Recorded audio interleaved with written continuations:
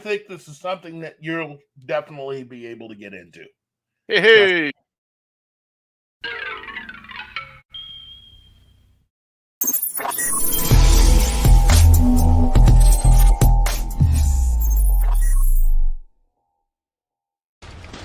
Hey, Jack. All right. You got this stuff? Yeah, all cleaned in oil. Oh, yeah. Beautiful. Beautiful. Let's get it on. Who are these guys? It's my theme music. Every good hero should have some. Hot damn, it's time to get down to the jam. It's time to get down, it's time to get down, it's time to get down to the jam. I said it's time to get down to the knowledge, gonna get on down with the know. On the morning coffee show, on morning coffee with Keith, here on Pop Culture Minefield.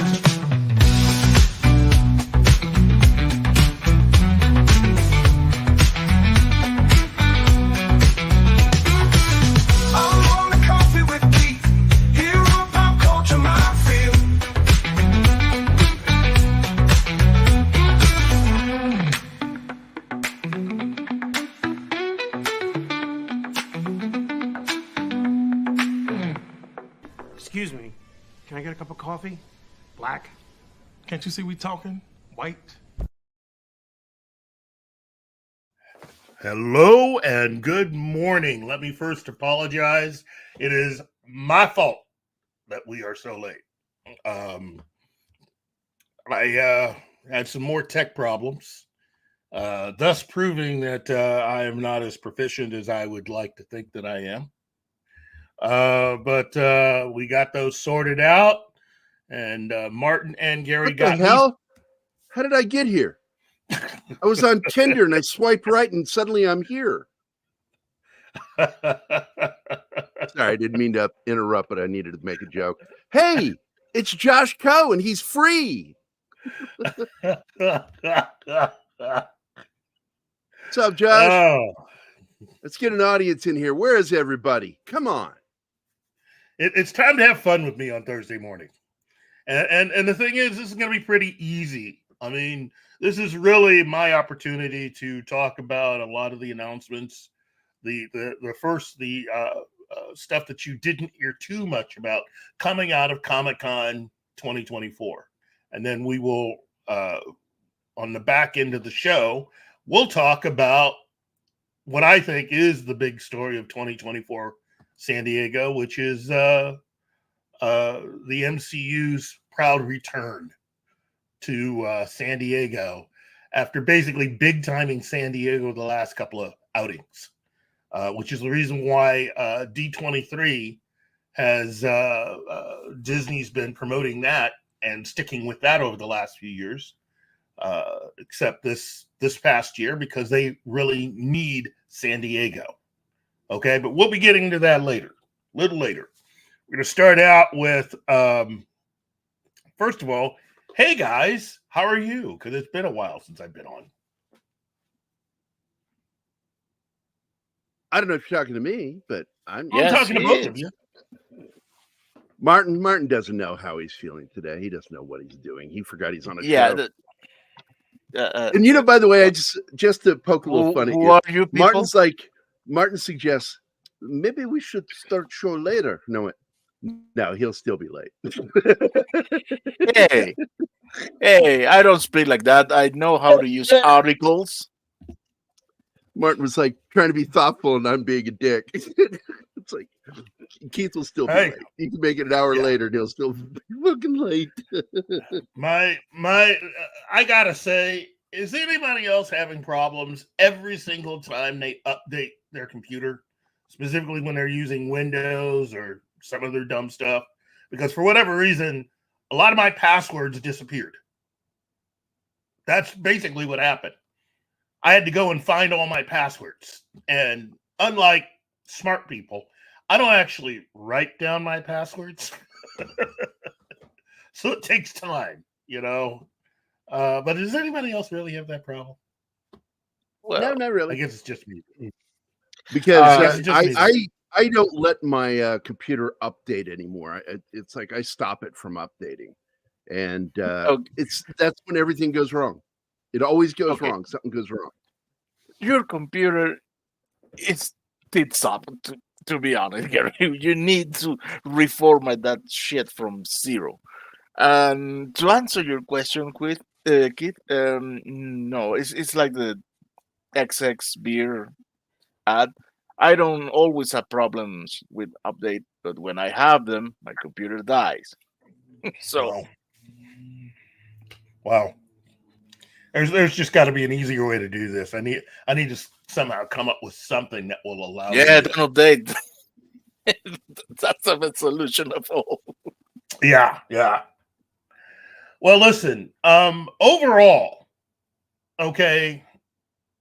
First before I get into it, let me just say hello to Josh Coe, D. Bud Martin, a Dig Outlaw, and Mrs. A. Oh, yeah. Good morning. I don't think I've ever been here at the beginning before. Well, you know what? We are all the better for it, Mrs. A. Thank you for showing up. Well, that's why he was late today, just so you would be on time. I've missed you so much. Hey, we're going to be hanging out tomorrow because we're doing your show tomorrow. Yeah. Top 10 best pilot episodes since 04, the last 20 years. I thought it was important to look back because in thinking about it, while it would be, I don't want to say easy, it would be to pick out the all-time best pilot episodes, but I think keeping it to the last 20 years helps to focus a little more. And there have been some incredible pilot episodes.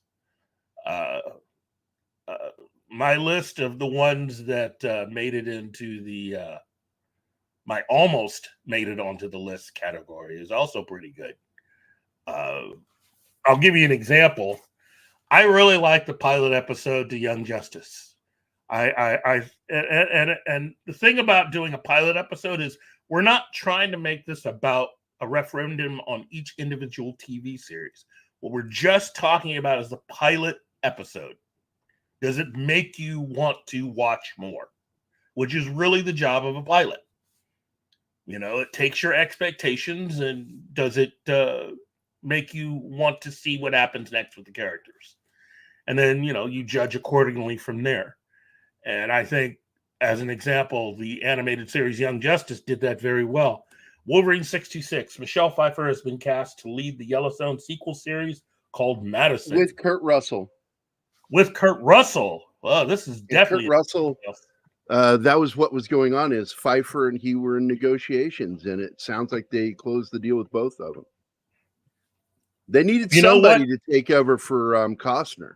Yeah, I am happy to see that Kurt Russell's coming back to episodic television, and not that he's been away that long. He recently did the he had the Godzilla related series that he did with his son. That's right. But you know what? And at first I wasn't too sure about that show because they got kind of woke right in the middle, and then they went back to good. So it's like started good, went woke, and then got good again. And I enjoyed that show. Yeah. And Michelle Pfeiffer, I don't think she's ever done episodic television before, but that's a good cast, and they've been treating Yellowstone very, very well. I think it's one of the best shows on TV. Yeah, before Godzilla, the last time we saw Kurt Russell on a TV show was in the 70s when he and Tim Matheson had that Western series. Yeah, with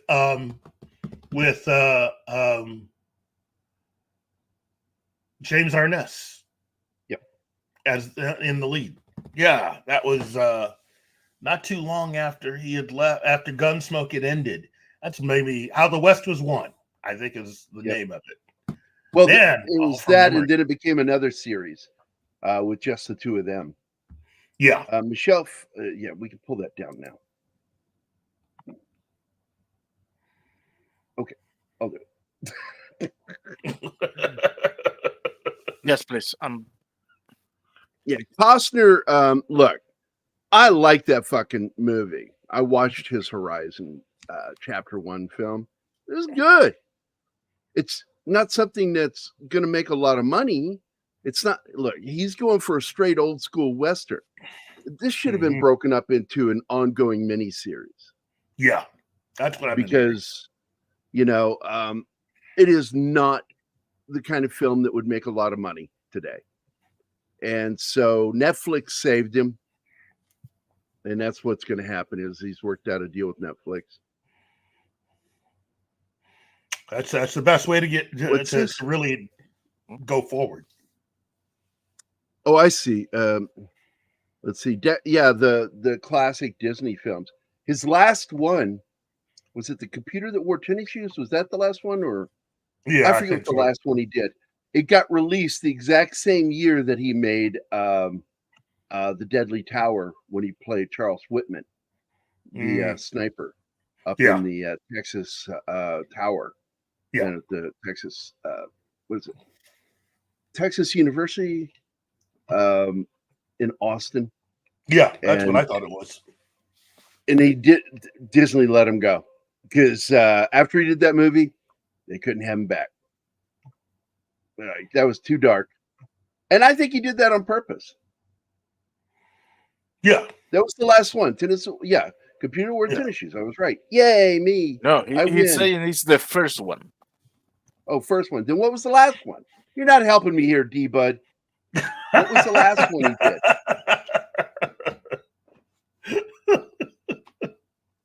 He's not here to help. He's here to Yes, wrench. he is. He's a wrench, goddammit.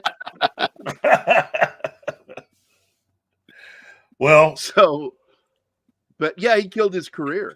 But at the same time, gave birth to the new career, which, look, his films saw some. Now you see him. Now you don't. That was it. That's the one. Yep. God, I love that movie too. I loved all of his Disney films, man. And I've always joked, the true story. This is true. The last thing that Walt Disney wrote on a piece of paper before dying was Kurt Russell. And I've always joked that he was going to say Kurt Russell killed me, but he died too soon. That's actually a plot point in Ancient Elvis, which again, I love the pilot for that show, but Oh yeah. But that's right. You finally watched it, Martin. Yes, I started watching it. God damn. See, it's kind of a dark show at times. Can you believe that's Matthew McConaughey, who right now is having a time? I surely can't believe it's him because he always sounds exactly like him. But man, it works. For some strange reason, that thing works. And that's officially authorized by his estate. I mean, that's the cool thing about that show. That show has a lot of inside jokes in it, a lot of jokes, especially if you were alive during that period, or at least you know a lot about that period. It's even funnier. I know what I was doing and where I was when Elvis died. Yeah, I know what I was doing. I'm not sure if I want to know. I was watching the news, the BBC News. I was in South Molton, right outside London, in a townhouse owned by Dennis and his wife. And I'd been watching a film, and it got interrupted to announce that he was dead. Yeah. And I was just devastated because I was a big Elvis fan as a kid. Well, everybody was in a way. It wasn't even like I was a fan of his music. I loved his movies. I liked Elvis films. Yeah. I mean, there were practical musicals, man, because he'd break into song in the middle of a movie. Yeah. Brings me back. But you know what? Another thing that kind of brings me back, speaking of being brought back, one of the pieces of news that came out of San Diego, CPR? One of the new pieces of news that came out from this year's San Diego Comic-Con, as far as being brought back, was the fact that DC has decided to rebrand itself with its original bullet logo, which, again, I'm kind of happy about. I've always enjoyed that logo, and the fact that they brought that back is kind of it's really kind of nice. So what do you think, Gary? About gay porn? Not much.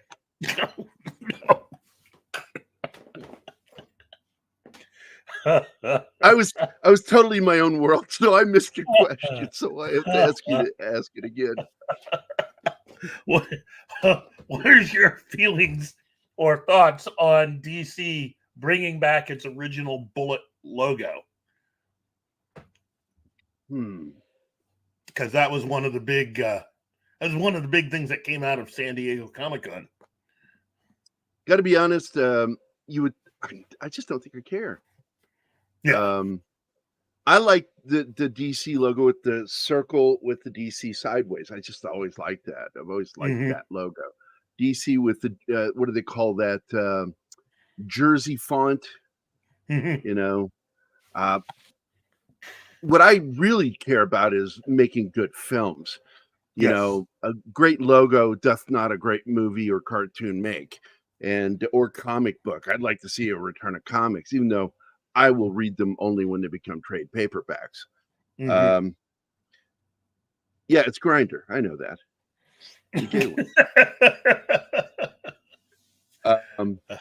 Wolverine 626 says, love the DC Bullet logo.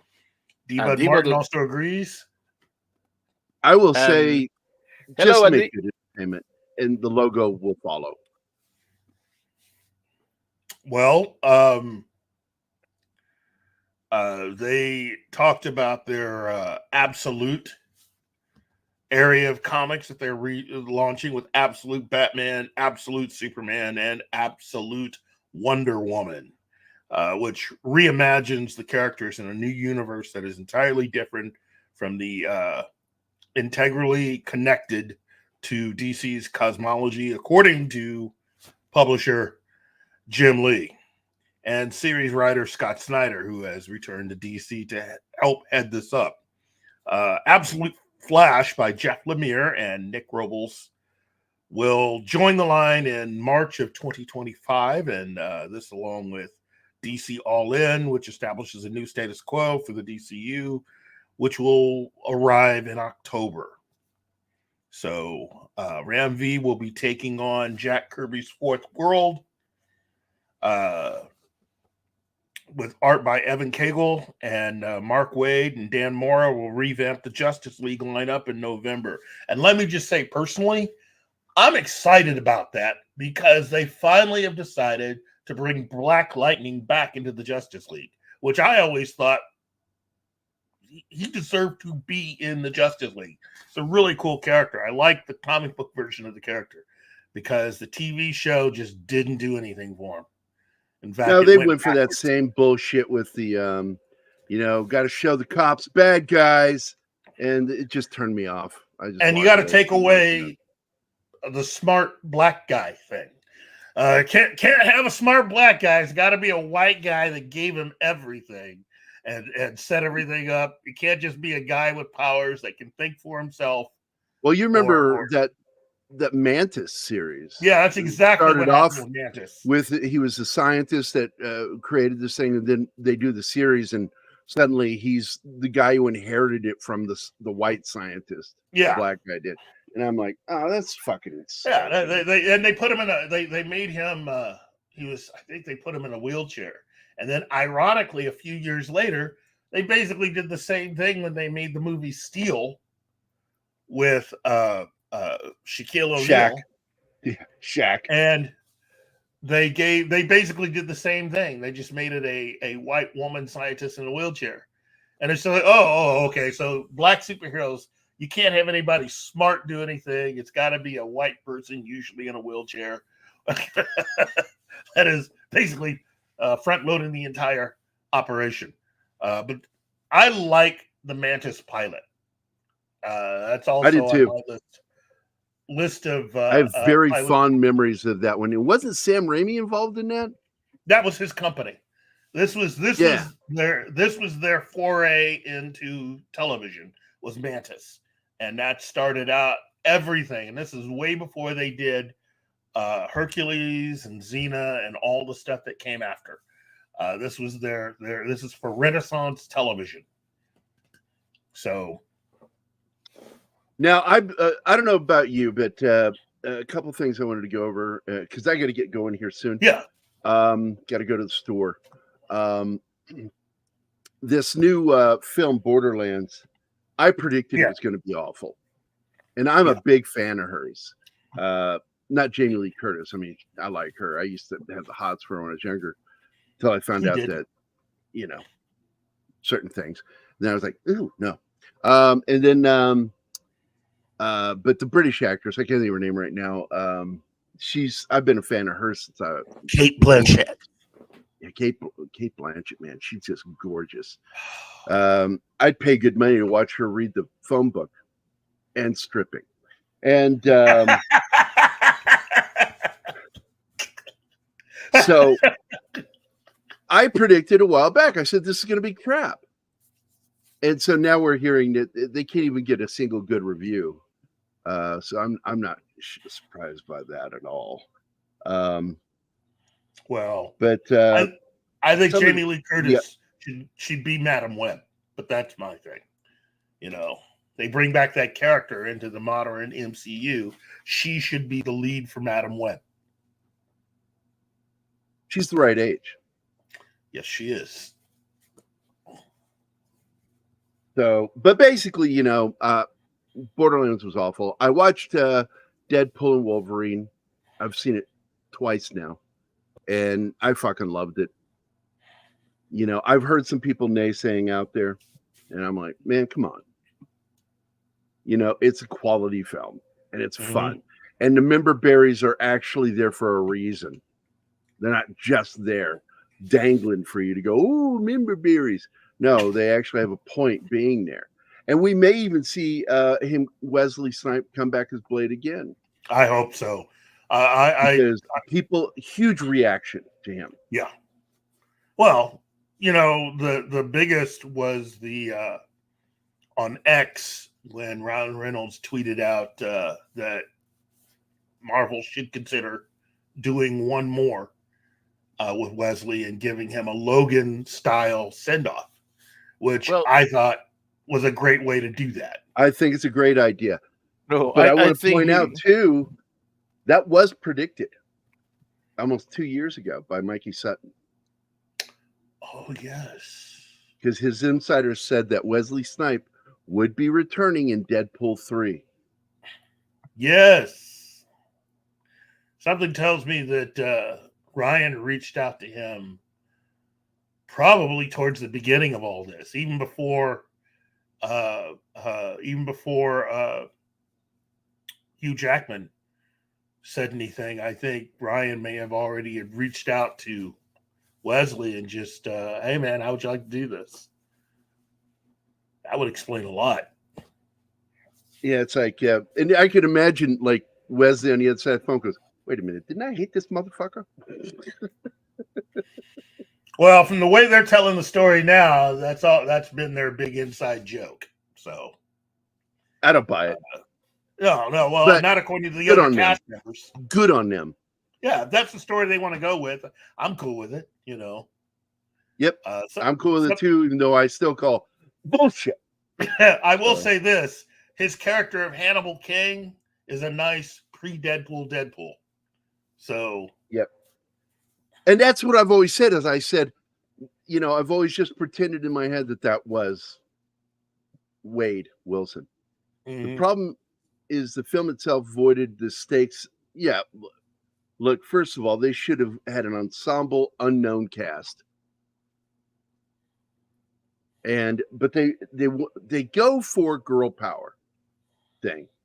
And it's a big turnoff to audiences. They think it's not, but it is. Women and men alike just don't want to see bullshit like that. You know, it comes across as fake.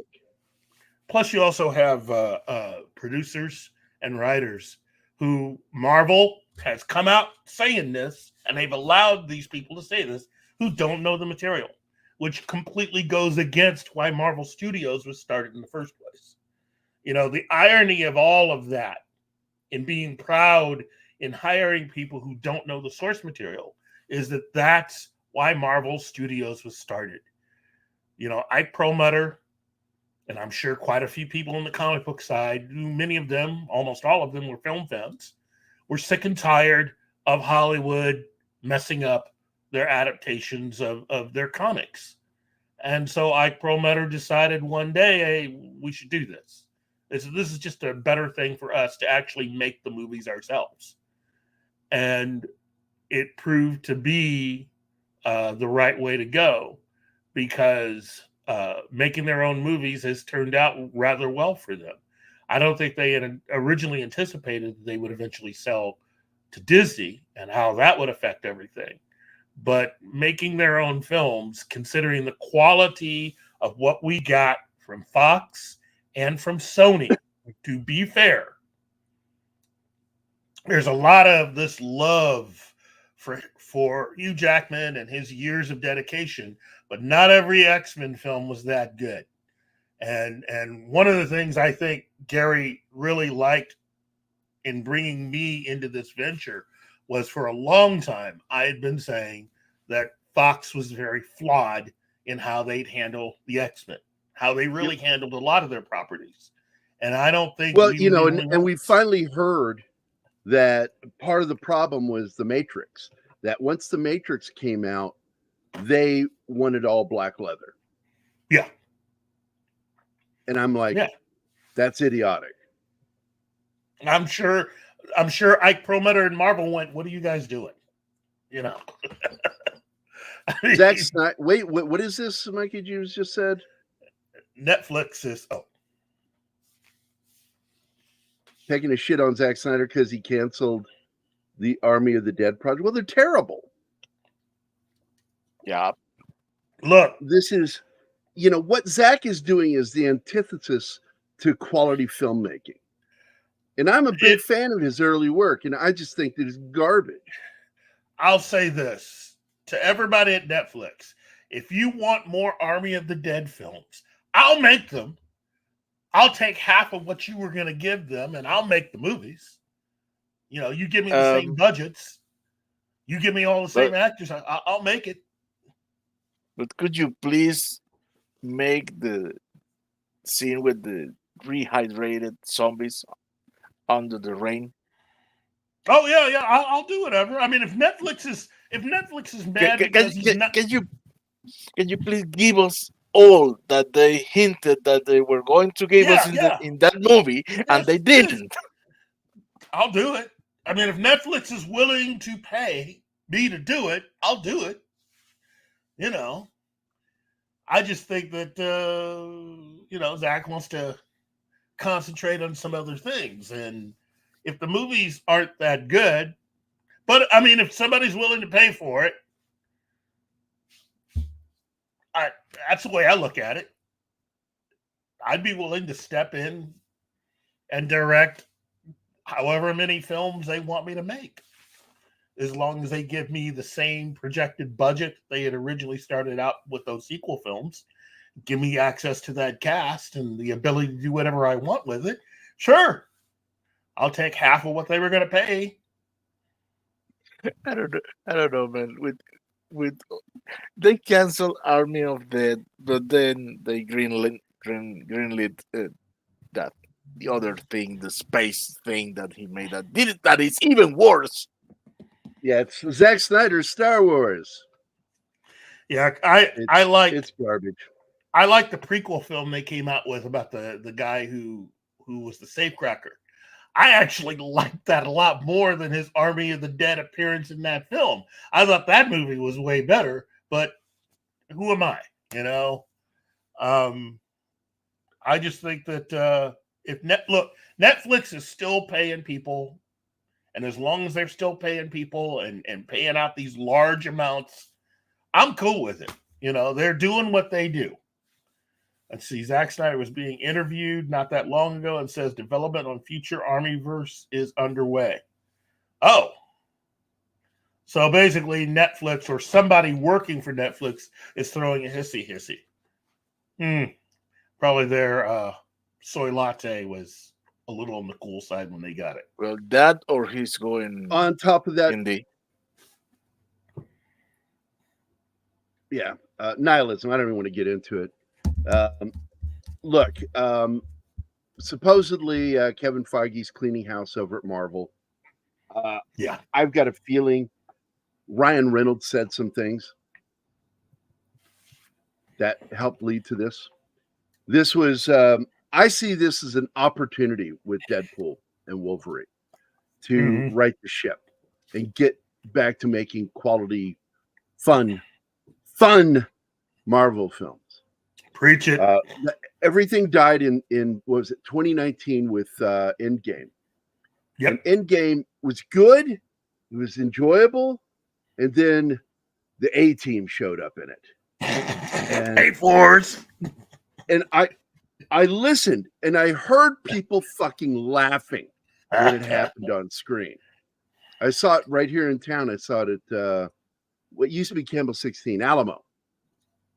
I watched it at the Alamo, and I was there with Travis, and I'm like, what a terrible mistake.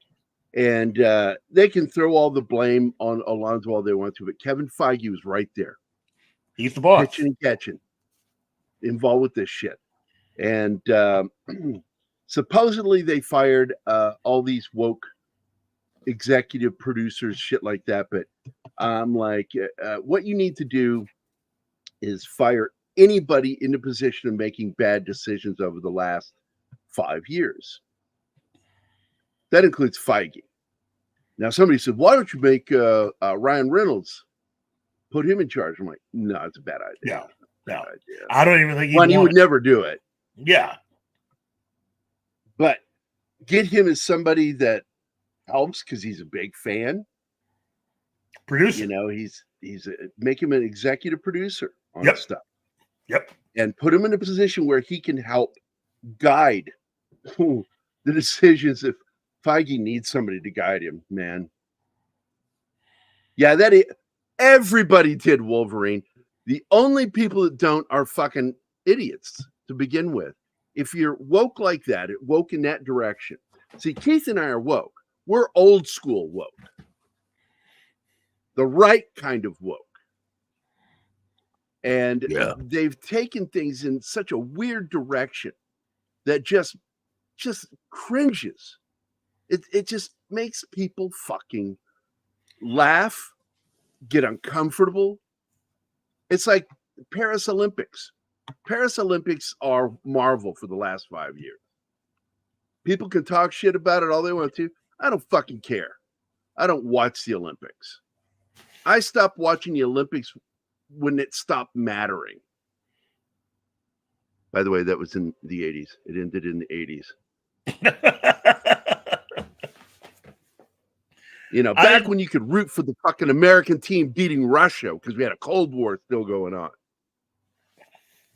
Yeah.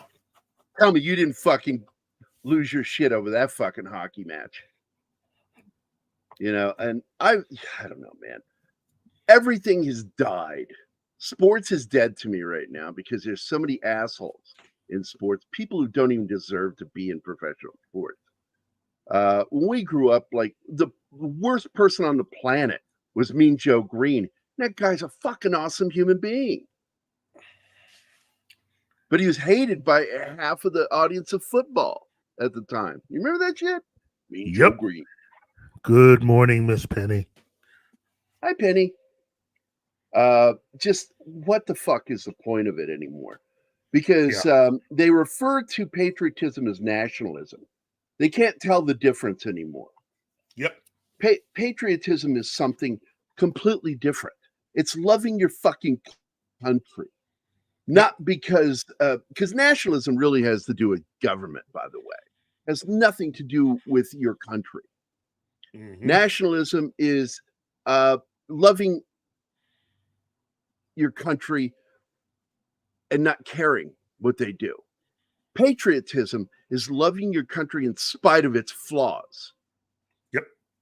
And our greatest flaws are we have leadership that fails us all the fucking time. But again, this is not a democracy. You keep hearing this. from people on the Republican Party and the Democratic Party. They get it wrong every time. It's not a fucking democracy. We use the democratic method, but we are a constitutional republic. And we are a republic that is protected by a book of law. So you can't tear it apart. But you have people out there in our government right now actively out to destroy the Constitution, which goes against everything that every politician says. Because before they can do anything, they have to take an oath. And in that oath is to protect and defend the Constitution against enemies, foreign and domestic.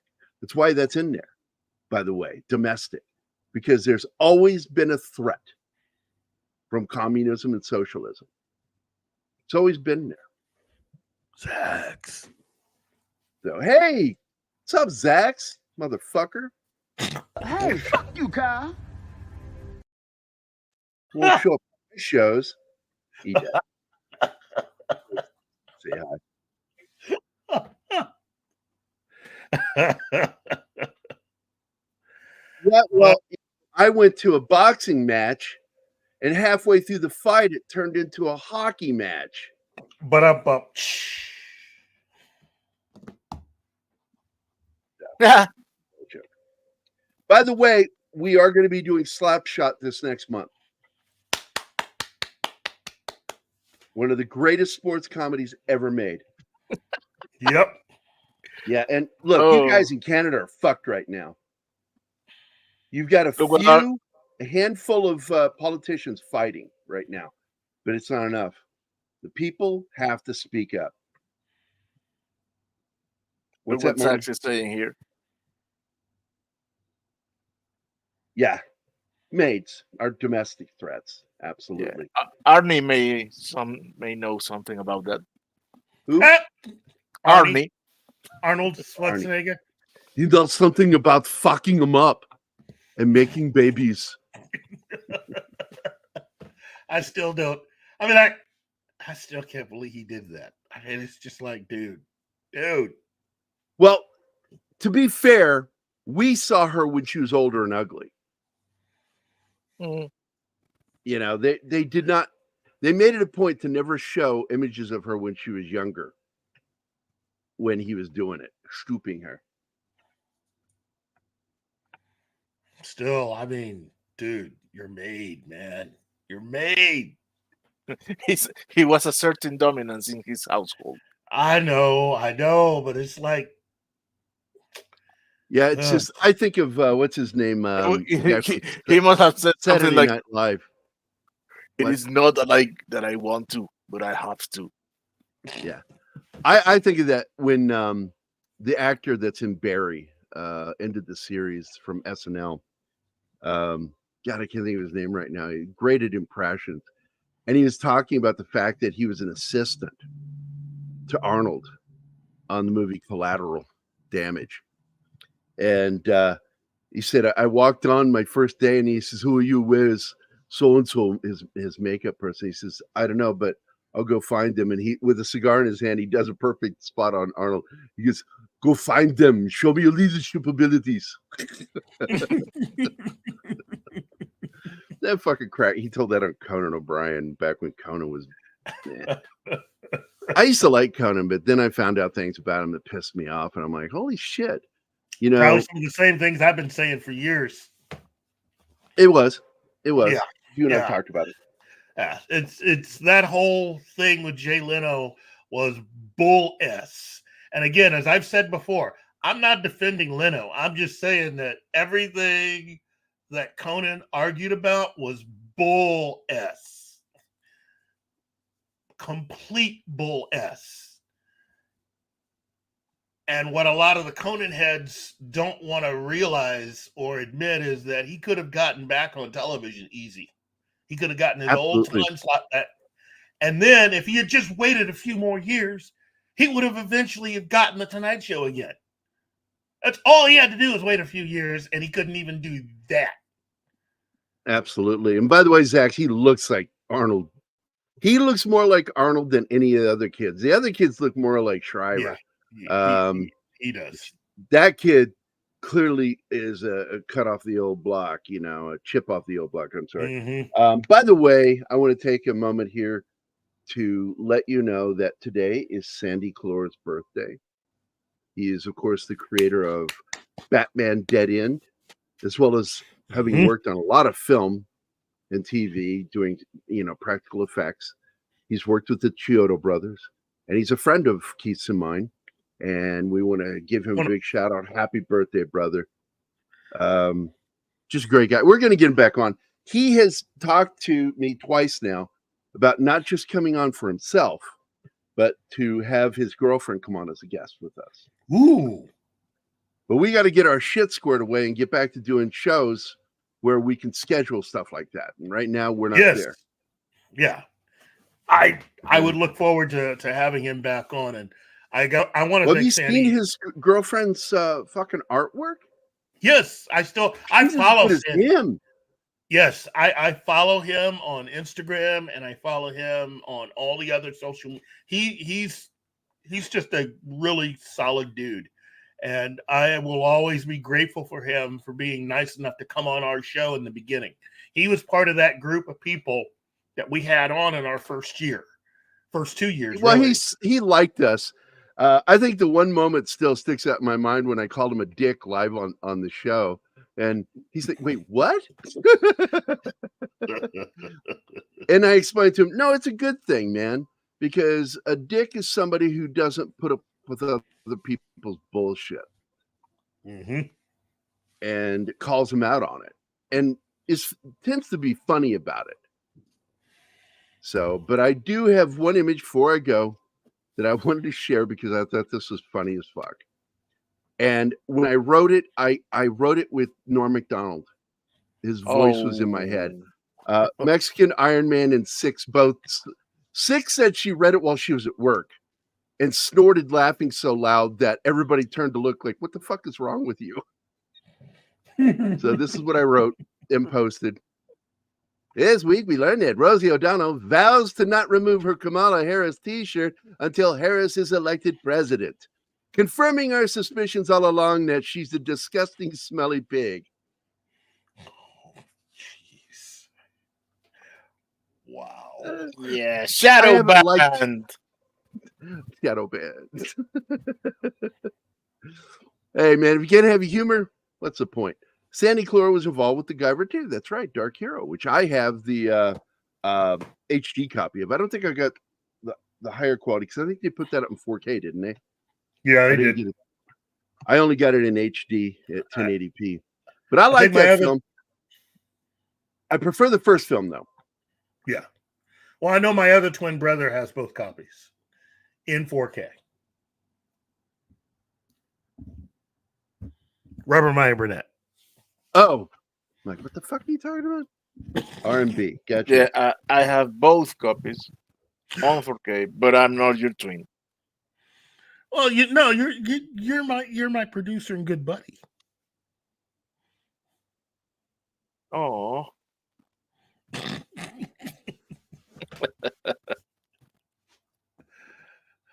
I talk about you guys a lot. I do. Even when I'm not around, I talk about you guys a lot.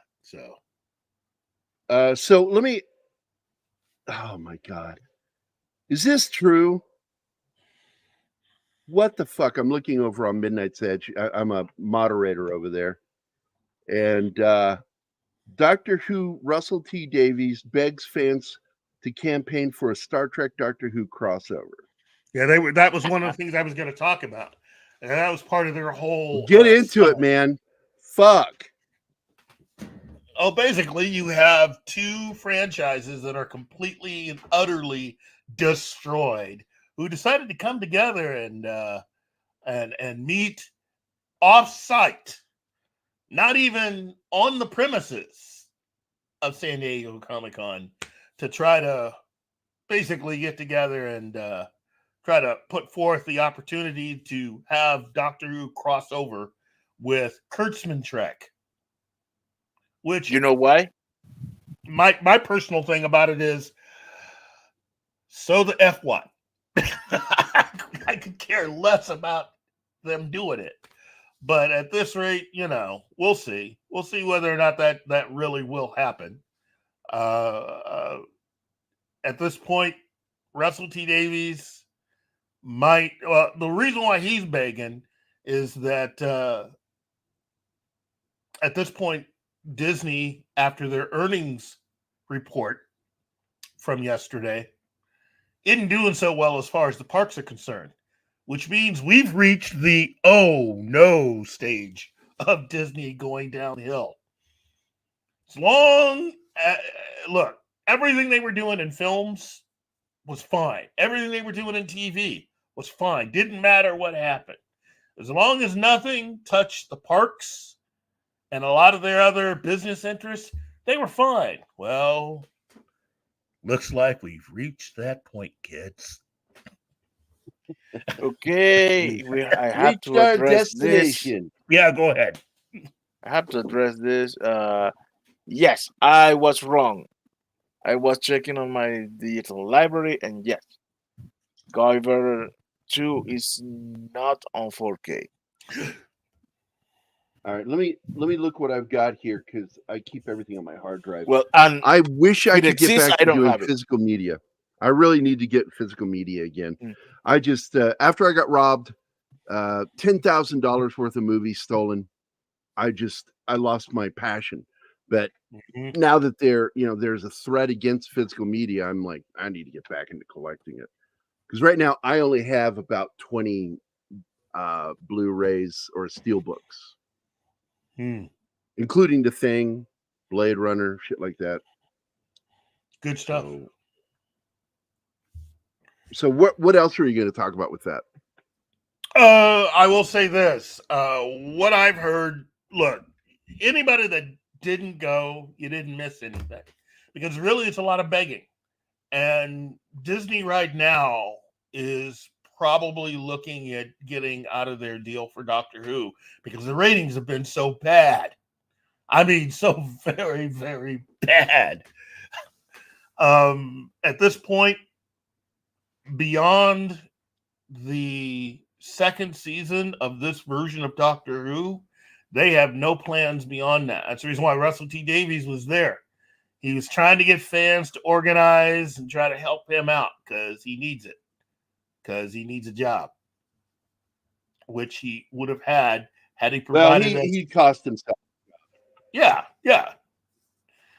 He should have gone with the actor who Gary and I thought, he started out with.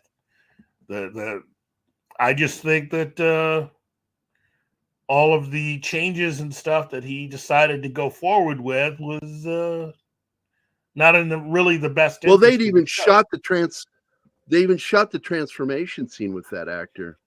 Mm-hmm. Toby. And we're talking about Toby Stevens, yeah. How he went the way he went is purely because I think he got excited by the internal hype. Not external hype. There was no external hype. It was all internalized. And he started feeding off that energy.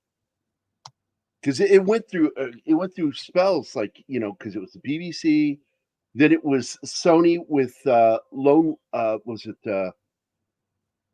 what is this? I forgot the little studio that worked on it. Doctor Who, they had control over it. That's Bad Wolf. Bad Wolf Bad Productions. But I went to their company website and I said 90% women, and the men that are there all clearly look like beta males. Mm-hmm. And I'm like, this is not a good thing for Doctor Who. And then Disney got involved. Yep. Disney just needs to look. Disney's trying to self-correct. I don't know if it's really going to help them because things are going sideways on them real fast. They got to get Bob Iger out of there, and they got to get rid of the fucking board. Yeah, that board has to go. Hello, Cam. And Cam says, hello, everyone, at Keith, Martin, Acosta Santana, Gary, hi, gentlemen, and Gary. RTD has lost his mind, has become the destroyer of his own legacy. Kurtzman is just a con man, scumbag, RIP, DW, and ST. Yeah, you got that right. Look, I had forgotten that, and I was reminded that Alex Kurtzman actually technically should have been out of the industry because he got caught and got sued for ripping off someone else's idea for the screenplay that he wrote for The Island. And that the only reason why he's still in the industry is because he was friends with J.J. Abrams. And Abrams kept his career alive. He is an Abrams acolyte. And he has been copying other people's ideas and repurposing them for the longest portion of time, which gets us back to a lot of the original things that he had been accused of when when Midnight's Edge was breaking down what was then just Star Trek Discovery. And it has led me to believe everything that Midnight's Edge reported originally. Basically, Kurtzman is just not good. He's not a very creative guy. And really? According to, I know, right? Surprise. And according to Script Doctor, looking at that script for Clarice, that never should have made it beyond. I mean, that thing should have just been laughed out of the office when it was pitched. It was so bad. That should have ended his Well, that's career. because you've got these people in charge that don't have a lick of sense. They have no creativity, and they wouldn't understand a good story if it came in, choked them to death, and revived them again. Thank you, CBS. Because it's really, CBS is the only reason why he still has a job. If it had been left up to the people that have been running Paramount, he would have gotten fired. Well, it's the same shit with Kathleen Kennedy. Because back in the day, when the studios were actually run by people who gave a shit about making money, they were constantly trying to fire Robert Evans, one of the most successful, executives, movie moguls in the history of Hollywood. Mm-hmm. And they were constantly trying to fire him. They finally eventually did.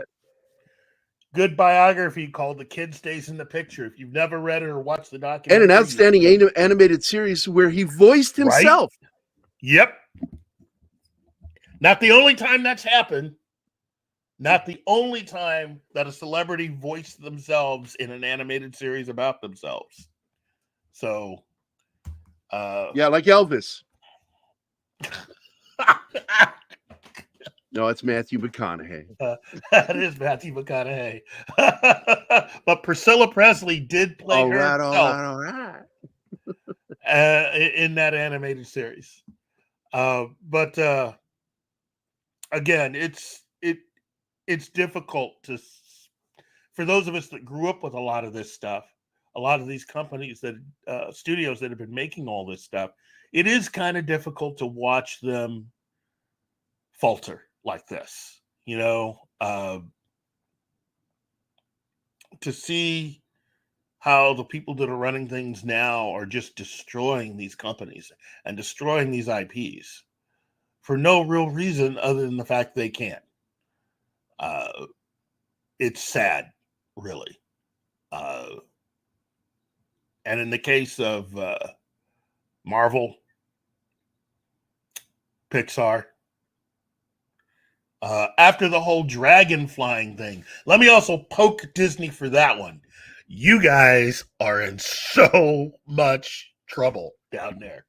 Yeah, your parks are doing bad because the Imagineers who you guys fired are being allowed to basically run with their own creativity working for Universal. For those of you who did not see the TikTok video of the dragon over Florida, check it out. These guys are taking everything to the next level. And that how you train your dragon live action area that they are unveiling for Universal with that dragon flying. Oh my goodness. I was never a big fan of anything beyond the first How to Train Your Dragon, but even I'm kind of excited to do it. You know? Yeah, I'm looking it up, but I'm not finding it so far. Dragon flying over Florida. Oh, there, It's a TikTok finally. video. Yeah.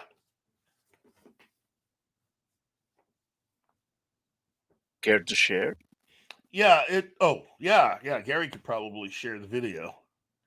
But I noticed this while I was still in Florida. It came up on me. Somebody had asked me to look at this and asked if I could see anything. It's just like I just left Disney and I see this video come up on my phone and I'm looking at this going, oh my goodness. It's like Disney's dead after this. It's a faraway shot, the one I'm watching. Yeah, that's it. Because nobody's got anything closer because, you know, they want to make sure to try to at least surprise a few people. I'm surprised there weren't more videos. But when you fire smart, creative people, this is what you get. You know, you can't stop them in reality from going many other places. And if Now, you this want, is totally different. This is inside with CG animated ceiling in Oh. Orlando. yeah, That one's different. Okay, I'm showing it. Boss? Toothless is officially flying over Orlando, Florida. wow. Okay, That's here we go. amazing, dude. That's the one. Oh, do you want me to should I share both or just a... Well, share whatever one No, you've that already was just got with up. you. That's different. Don't Oh. even share that one. I'm just giving it to you guys to look at because it was. Wait, no. Go back to the one you were just looking at. The first one is the one he was talking about. Okay, The second one is the different one. my bad. Here we go. Freaking barrier language. So,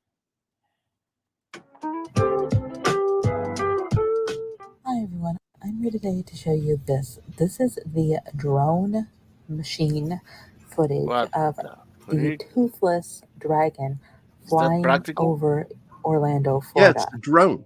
This dragon is supposed to be for Epic Universe, and they are testing toothless flying. But look at this. It's absolutely amazing. That is not something that you think you're going to see every day in Florida. And Mhm. that's saying something for Florida. You're seeing Toothless flying through the Does skies it have like audio? a real dragon that's really flying over what will be Epic Universe. I am so excited about this. And you know they have Toothless. They're definitely going to have other dragons. So Mhm. I just can't wait to see that in person and see that they brought that magic to life because Universal's really stepping up their game. A I can only real imagine the dragon number of that kids flies through the air, that 10 out may of 10. have That's can't wait fucking for cool, Epic dude. I Universe didn't know anything to about this. open. I'm If glad you you guys told me. are excited about Epic Universe, leave it in the comments below what you're excited about. Thanks for Well, watching, guys. Bye.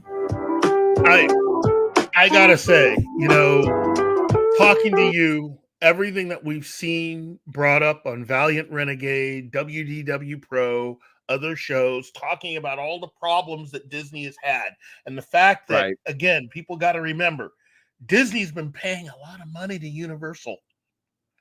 They've lost a lot of money, and they've lost their Imagineers.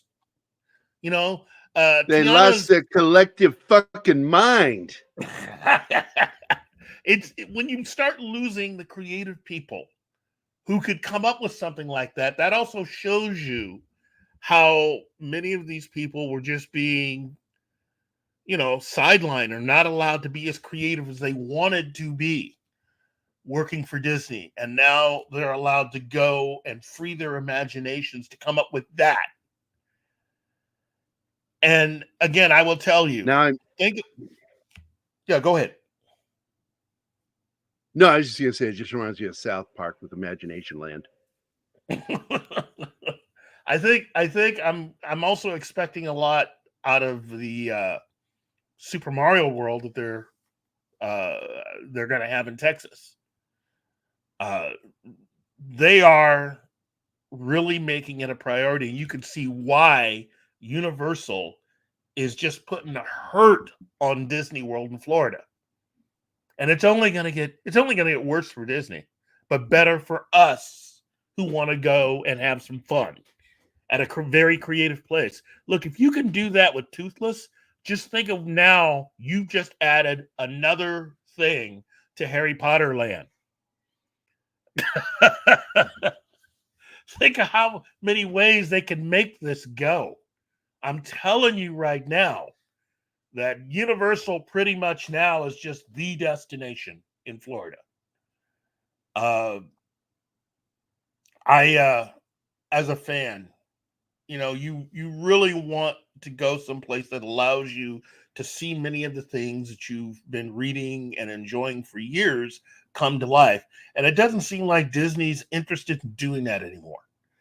They're more interested in agendas and the message than they are in helping us see things that in certain respects probably shouldn't exist and bringing it to life for us to experience and bring our families to. Yes, we saw that Salty Nerd got hit again. They went through a wall. They made a mouse hole to get in there and steal their shit. I don't know. Maybe they should be renting a better facility. Oh, I have trouble saying that word, facility. Facility. Sound like I'm drunk. But I feel bad. Salty Nerd, that's fucked up, man. That is fucked up. And yes, we know about the whole Booster Gold thing. And I get tired of the race swapping. I just think it's ridiculous. There are plenty of black characters out there. Booster Gold was not one of them. I think, yeah, he's not black. He's Indian. He's Todd. I will say this. Oh, it's that cocksucker again. That's right. I will say it before, and I'll say it again. The biggest example of this, and the most unfortunate, is what they're going to do about Wonder Man, which is part of the all these projects that Marvel still has coming. If you liked what Deadpool did, we're still going to have to go through another year of just C-rap before we get to anything that could remotely be good again from Marvel Studios. We've got Agatha coming. And we have, for those that went to San Diego, who got a chance to actually see what they were able to put together for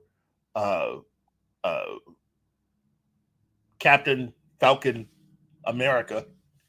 The Winter Falcon. I have zero interest in any of that shit.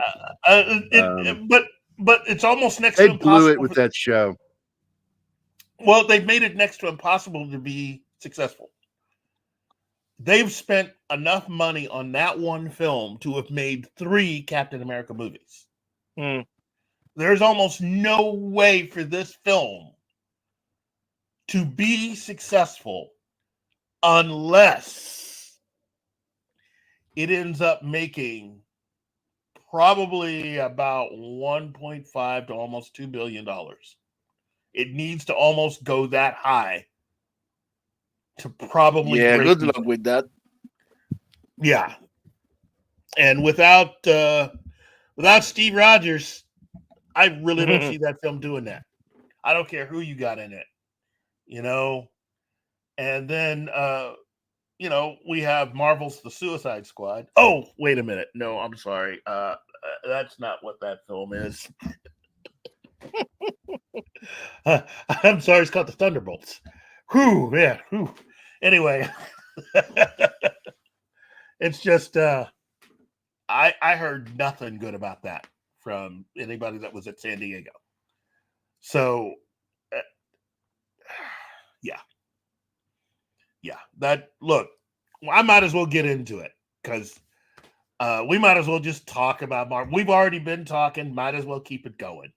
Look, it's safe to say that a lot of us have already seen Deadpool and Wolverine, and we've enjoyed it. Oh, yes.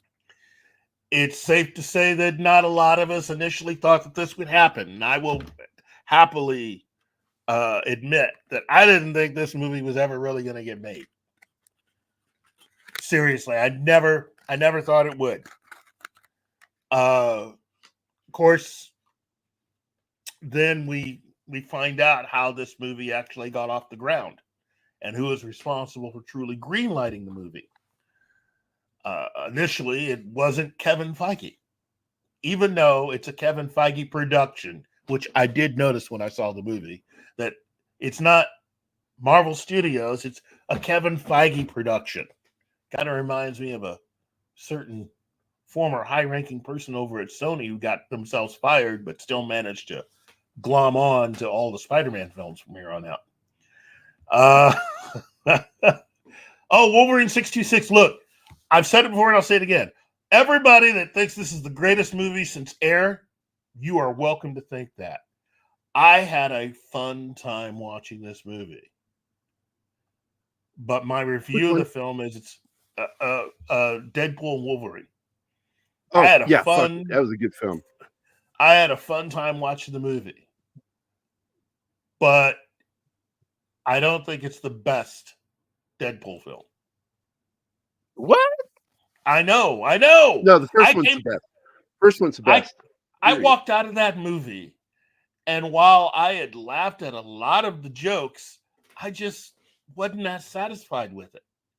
You know, and the more I thought about it, the lower it got in my mind. Now, it's not a bad movie at all. I was entertained. Going into this film, you know, having seen the first two films, what to expect. I laughed. I enjoyed all the cameos. All of them.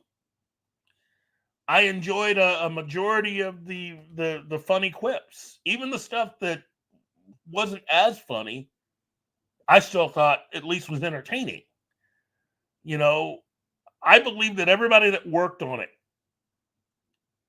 from the director on down, all believed in what they were doing, and they were trying to give the audience a really good time. So I'm not here to bust that movie's balls at all. But I'm also not going to sit here and say it's a better film than the first one. You know, I can't do that. I still believe the first one's better. Okay.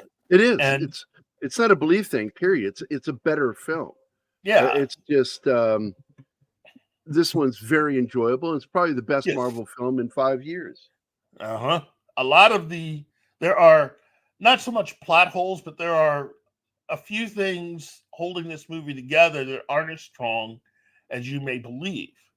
The whole thing with Vanessa is kind of tenuous at best. They could have written a better reason why Deadpool is doing what he's doing. Having them being broke up is not a good way to go. And how they eventually solved it, I mean, it's just, you know, it's just, again, no. Coming from Marvel Studios and given what we've been, unfortunately, what we've been getting from them over the last few years, this is phenomenal. You know, it doesn't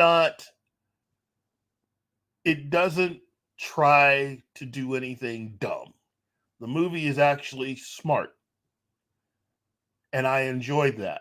And I think everybody that was a part of the film, even all the cameos, everybody did it for the right reasons. They were looking to do something different.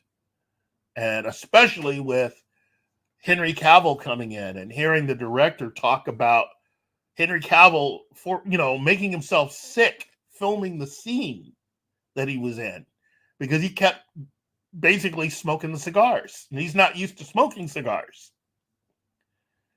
But he built his body up just to make himself look that big for the part. And instead of going for a phony cigar, picked up a real cigar to, the guy is a total fan. And this is what you need are fans making movies. If you're going to go and spend There you go. If you're going to make this kind of film and spend this kind of money, you need fans working on it. This whole thing is like, whoa, you don't need to be a fan. Yeah, forget you. Okay, that kind of thinking, that's what ruined the Eternals. That's what ruined She-Hulk. That's what ruined Black Widow. That's what ruined Shang-Chi. And on the whole, firing people thing, letting people go quietly, Kevin Feige also let it be known that there's certain things that didn't work. Certain characters are also quietly being shoved to the side. So good luck with another Shang-Chi anytime soon. I don't think we'll be seeing that anymore because they messed it up. They messed it up. It's a simple concept. Shang-Chi, technically, is Marvel's John Wick, and they messed it up. They spent more money basically producing the film that they made, which they spent way too much money doing. You had Michelle Yeoh in the cast. This is really a very simple Bruce Lee concept film. He comes in, he kicks butt. It's that simple. It's the same thing with John Wick. He comes in, he kills a lot of people, he gets to the end of the movie in credits. Shang-Chi is about a guy who has declared a one-man war on a worldwide criminal organization that just happens to be headed by his father. And he's taking him on by getting rid of all of his major interests worldwide. It's the television series Kung Fu with a tiny hint of the X-Files for a lot of the paranoia mixed with Bruce Lee. That's Shang-Chi. The movie that we got wasn't. That's the reason why you don't see a lot of people buying the Shang-Chi. And it was just dumb. It was dumb. It was dumb. So, Kevin Feige definitely needs to change course. But some of the people that have been making some of this stuff, some of the people that have been directly responsible for things like the Eternals, are still employed. People like, let me pull a name out of my back pocket here. Nate Moore still has his job. The guy who came in and made the Eternals a priority. That was his big project because he liked the diversity. It's like, wait a minute. So you're the guy that got hired saying you were a comic book fan who then admitted that he didn't know as much about the comics as he was saying that he was. And you still ended up thinking that, I'm going to choose the Eternals and then we could hire differently. No. You've gotten the chance to basically just screw up Jack Kirby's seminal work. You need to go away now. You said seminal. I got to get going, guys. Yeah, it's great having you, Gary. Let's give Gary a big hand here because he is just everything cool nowadays. It's okay. Minutes. Then I'll go. Dude, you roboted so badly. I didn't hear anything. You are roboted? Yeah. I roboted. I like to go rowboating. All right, guys, I'm out of here. Everybody have a good day today. And, I'll see you tomorrow, Keith. Okay? You got too, it. Martin. Bye, guys. See ya, man. Bye, Gary. Bye. Have a nice day. Let me also take a moment to say hello to Anima because I know she said hello to me in the chat and I was busy pontificating. And Anima, love you, girl. Monkey Jeebus, also a big hello because I didn't say hello to you when you walked in. Eternals is just a New Gods ripoff. Technically, yeah, because that's what Stanley wanted. He basically Kirby went away and went to work for DC and eventually created New Gods. And when Kirby left DC and went back to Marvel, that's really I think the first or second thing that Stan Lee said to him, probably the second thing after Welcome Back, like, look, can you do that New Gods thing for us? So that's what he gave him. You know, but Nate Moore ruined that. You know, I think Nate Moore is a capable producer, but I just don't think he should be producing comic book movies, especially for Marvel. He's cost them way too much money. You know, Wakanda Forever, really? Seriously? They are wasting money still. There are a lot of things going. Oh, I'm roboting now? Yes. Are you on Wi-Fi? Maybe you can relocate? Hold on, let or me maybe see. not. I'm on my PC, but let me see about jumping out and jumping back in. Okay? Okay. So, No. Leave me alone. And he left me alone. Hello. So Neil Gaiman during the Eternals, I wouldn't know, or Gary leaves and keeping everything close to crap. Yes, Gary took part of his connection with him. That bastard. Welcome, Mr. Anti-Idiotic. I really want Kitty Pryde to be Tom Holland's Spidey in a different. No. Played by whom? Mr. Anti-Idiotic, do you have any suggestion for that casting?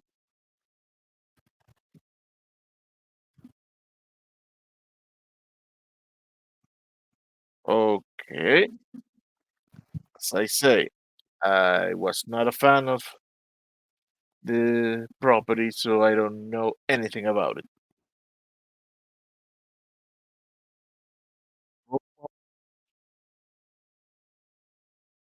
Let's see. What can I find?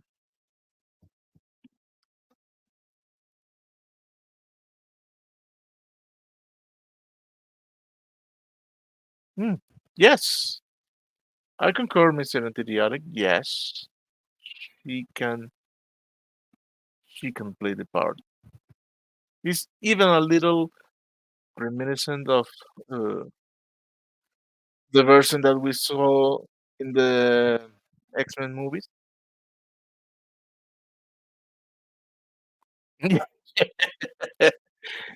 Yeah, I don't think that can work anymore. Monkey.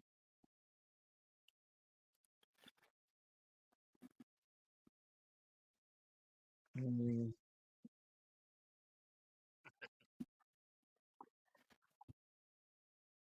Oh, thank God. Don't Technology. do that shit to me, man. Or better yet, don't do that to the audience. Sorry, I am so sorry. I thought I was Those jumping. poor people left here alone with me. No. Yeah, I am so sorry. But I hope I'm not roboting anymore. No, you're coming in as excellent as usual. Thank you very much. But as I was saying, you know, there are still people working for Marvel Studios who have been responsible for some of the product that has not helped Marvel Studios to continue to be successful. And they are people, some people who were also hired as writers and showrunners who celebrated the fact that they were not familiar with source material. Some of those people have also been let go, but not everybody. The woman who is heading up Agatha is one of those people who made it abundantly clear that she does not care for the source material nor working with it. So that lets you know what you're headed for with this Agatha series. Now, that being said, I still enjoy Catherine Hahn. Her talent is such that I think she could do nothing but prove what they're giving her. But no, I just think it's a nasty business, and you have people involved that they need to go. A lot of them, almost everybody needs to go.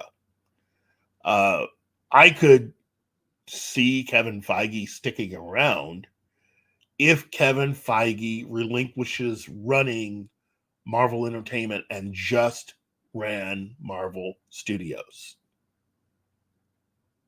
That's it. If he's going to continue to try to run all of Marvel, he'll do nothing but fail. That is my opinion.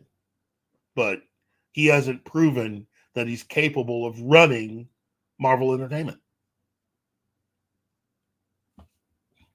Marvel Television hasn't improved.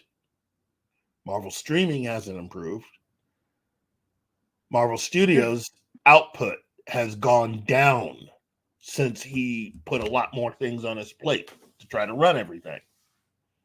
So I'm not seeing how Kevin Feige being in charge of all of Marvel has been a positive development at all. So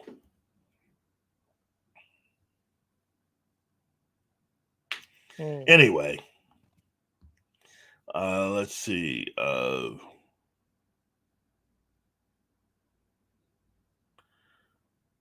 She is talented, but she can't transmute garbage into gold from Cam's Crash Courses. Look, I agree. I agree. There's only so much Catherine Hahn can do. But I think she's one of the funniest, really, people out there. And every time she's in anything, it's just funny. Just flat out funny. Personally, I wouldn't mind seeing her in another Bad Moms movie. I thought she was fantastic in those films. But I also liked her. I loved her in Step Brothers. I didn't expect her to be in that movie. And to me, she almost stole that film. She's so good. But by the way, yeah, I need to give our welcome to Nadia into the chat. Hello, Nadia. How are you? Hello, Nadia. Welcome. Yes. Tonight, we're going to have another special 80s Friday with Nadia and Francine. Really? And yes, we're going to talk about Evil Dead. Have I ever met Nadia before? I don't know. So. I don't think I've met Nadia before. But I don't think so either, because you would remember her. She's impossible to forget. She is impossible to forget. Nadia. You and Martin teaming up for Evil Dead tonight. To me, that is must see and experience tonight. So, wow. See, yes. She agrees. Nadia, I am so sorry. First of all, I'm sorry then that it's taken this long to meet you. And it is nice to have you. If you look, you want to join us on the show for a little bit, Nadia? Would you like? You want to send her a link? Oh yeah. Yeah, go ahead and send her a link. We'll invite her in.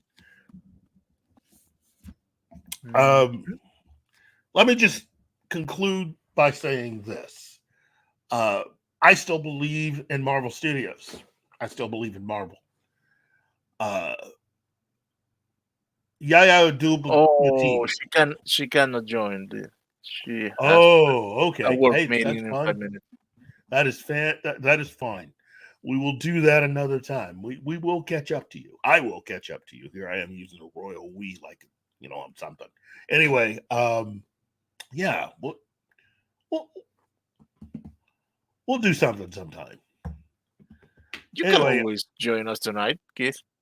Actually, I have a previous engagement, some family business that needs to be handled, and it's not the happiest in business, but it definitely needs to be handled.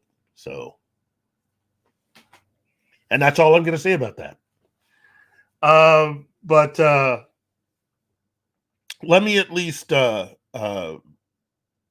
this.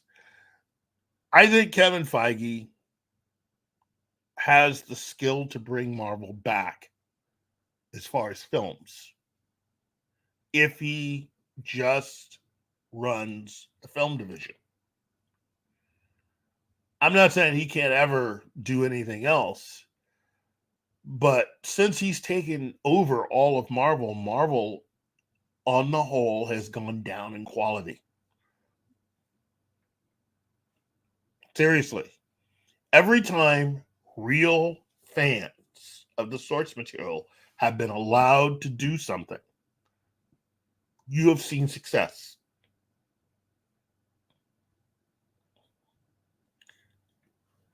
X-Men 97, that's because a real fan was the showrunner.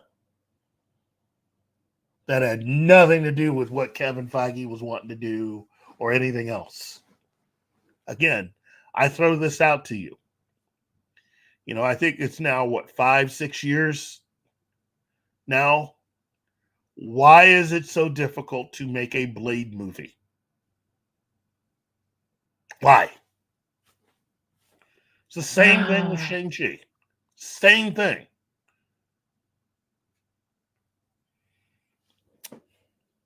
Thank you, Cam. I just think that it's not that I'm asking too much. It just works better when you have people that know the source material. That's it. How dare you, Keith? I know. I am the worst.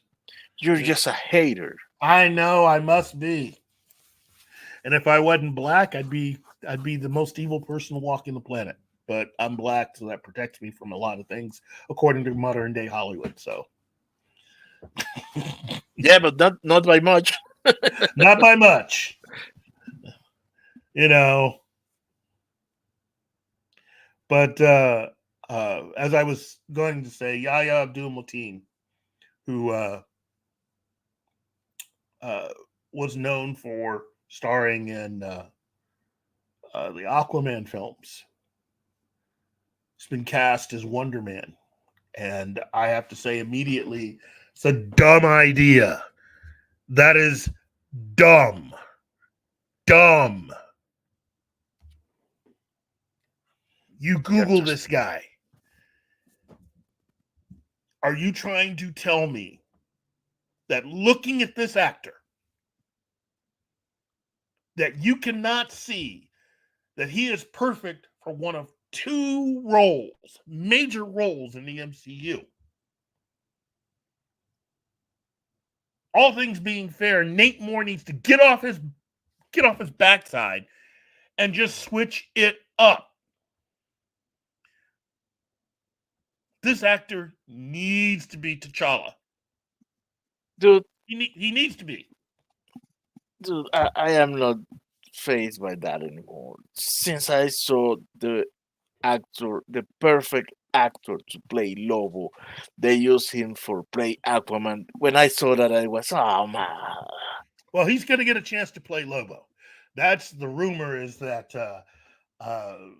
this particular actor we'll see his debut as Lobo in the upcoming Supergirl movie. I surely hope so. Fucking love Lobo, man. Cam, look, that's the only thing keeping me from being at the top of everybody's S list in Hollywood. It's the fact that black is protecting me from the other two things, straight and male. So, you know, I exist in a limbo there. Yeah, would also be good for Black Lightning. But if you're talking Marvel, there's three roles that he could easily have right now. And one of them really should be Blue Marvel, Luke Cage, but I think if you really wanted to do it, and I see no reason not to, he should be the new Black Panther. He should be T'Challa. I tell everybody, look at this dude. Look at him. That's T'Challa. If you had told me 20 years ago that they were going to make a Black Panther movie, and you showed me a picture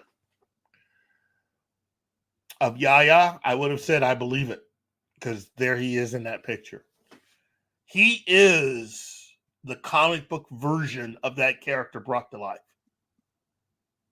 And the fact that they're going to race swap him and make him Wonder Man, essentially a computer, basically, a walking machine, android, and not make him Black Panther,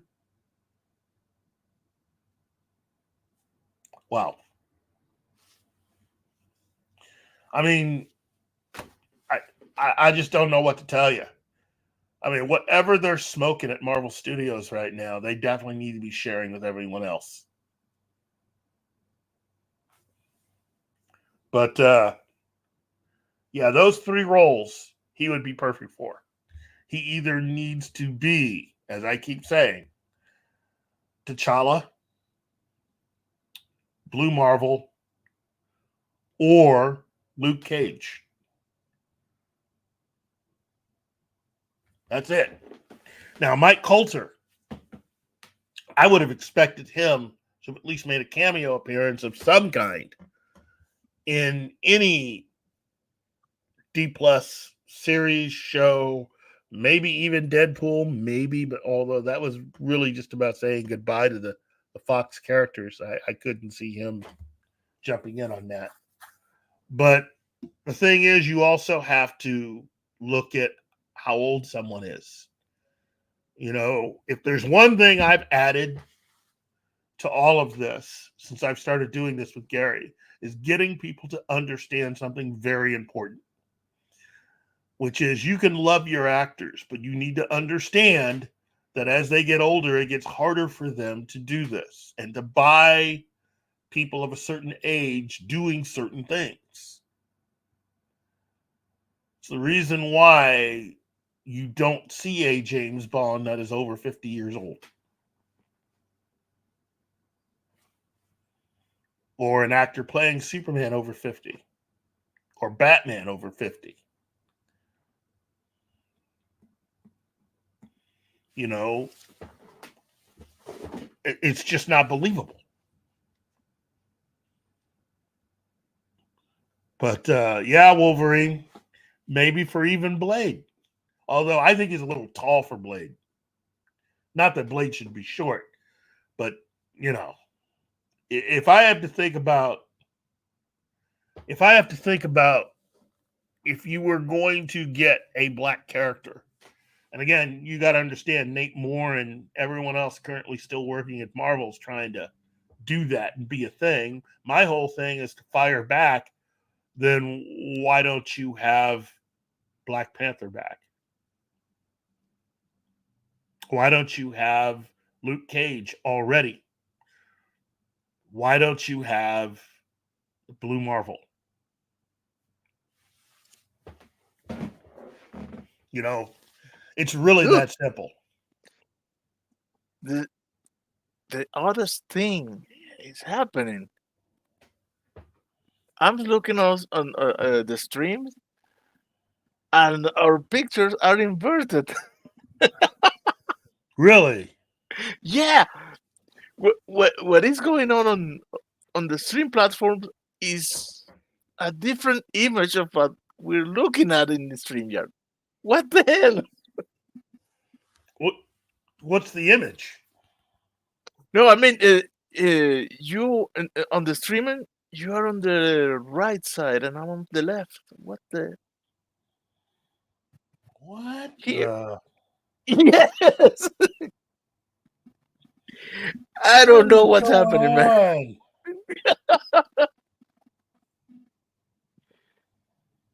Okay.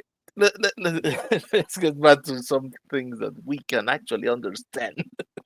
Yeah. Because obviously, again, technology is not my strongest suit, and it seems like every piece of technology I interact with seems to want to try to fight me. So I don't know. That image also, that is our live image, seems to be frozen, not just inverted, No, but frozen. interesting. Let's see. Wolverine 66 says Yaya looks more the part for Blade than Mahershala Ali. I will give you that. He does, look more the part. But remember, there's only one of him. And Kingsport Cal, I agree with you. They're not going to recast T'Challa, even though, according to the comics, they could. They could do it. But they're also going to soft reboot the entire Marvel Universe anyway. My whole thing is, there are a lot of actors out there that could fit within the Marvel Universe right now who they could bring in. But you don't want to keep waiting because people get older. Mahershala Ali, let's use him as an example. He was already a guy in his 40s when he got cast as Blade. All of this waiting around, that means you're going to have an actor getting very, very, very, very close to 50. That's not going to work.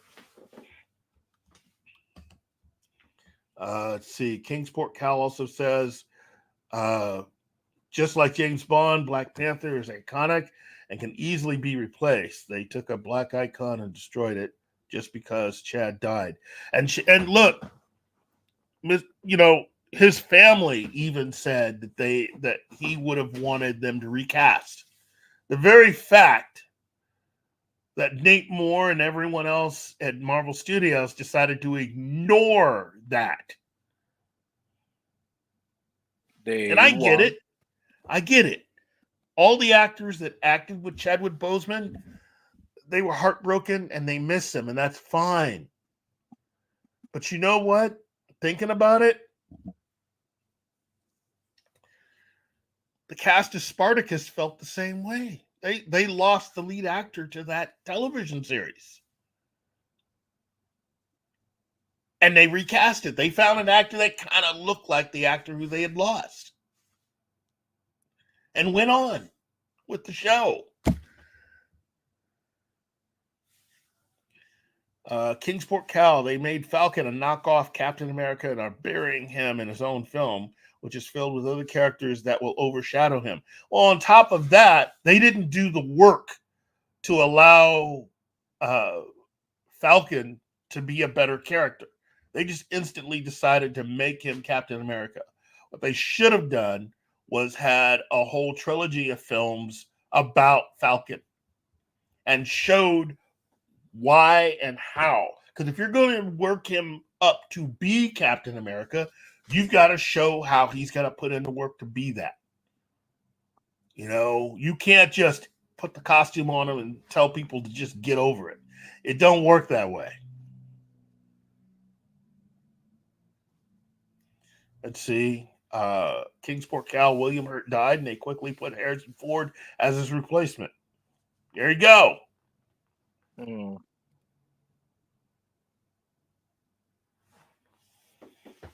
Wolverine 66 says the casting of a 50-year-old Blade would be less of an issue for standalone films not tied to a shared universe. Less of an issue, yeah, but even without even of that, they still haven't come out with the first movie, and you're starting with someone in their 50s. What that means is when you hire a talent, especially for their own film series, you're talking about a trilogy, really. You need to be of an age to at least be able to finish it out. If your first movie is coming out and your lead is 50 or 50 plus, you have already established that you're not going to make it with a trilogy. Blade in and of itself is action, period. You know, you just can't easily do that and still make it believable. I'm not saying you can't have actors that are over 50 do things. But what I am saying is that if they're based on IP where the characters are able to do things, are expected to be people that can survive certain things that people that when they get older can't easily walk away from, you're straining credibility there. That's all. It goes against the ability to build verisimilitude. Cam's Crash Courses says, who would be a great Bond? Cavill might have been good, but I think that time has passed. They disrespected Boseman's own wishes and not recasting. Pathetic to use him that way. As far as Bond is concerned, here's another little thing I need to add in. You notice how everybody wanted a certain actor to be Bond. And those that have been watching me for quite a while know what I'm about to say. But say it. A lot of actors who were in the running, air quotes, to play Bond, whose names were being thrown around, whose names, like Idris Elba. Idris has reached a certain point where he is a lot older than he was when his name started being thrown out. And as I said, way back when the last Bond movie came out, they needed to start filming already in order to get something finished before Idris Elba turned 50. Sean Connery had already established the rule that Bond shouldn't be played by anyone older than 45.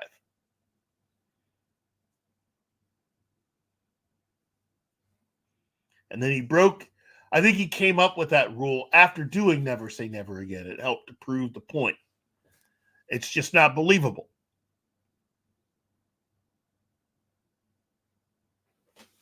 And Idris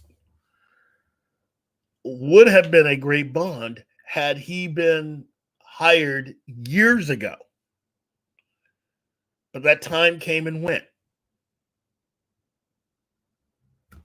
And there's no use hiring him now because you're never going to get 3 movies out of him.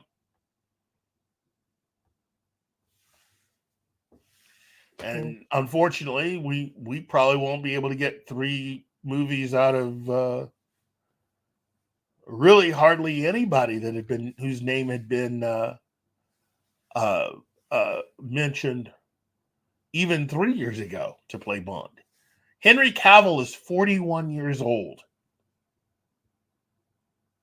This is the part that a lot of Henry Cavill fans need to understand. Henry Cavill is 41 years old. He and his girlfriend are, in case you didn't know this, he and his girlfriend are expecting their first child.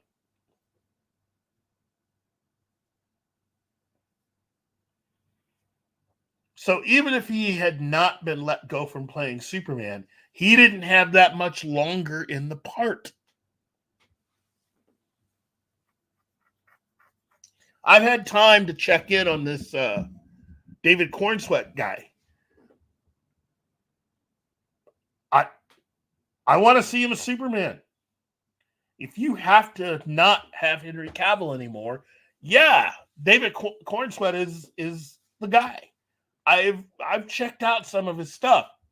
Oh my God. And he's tall. He's tall in everything. That's the my only downside with David Cornsweet, okay, is that it's kind of hard to disguise yourself as someone different. In this case, Clark Kent. If both Superman and Clark Kent are the same size, David Cornsweet's going to have to do something about that. He's going to have to, slouch, whatever. I don't know. But David Cornsweet, when he stands up straight, is taller than most movie stars in film. This is going to be a Superman who is easily able to tower over other people.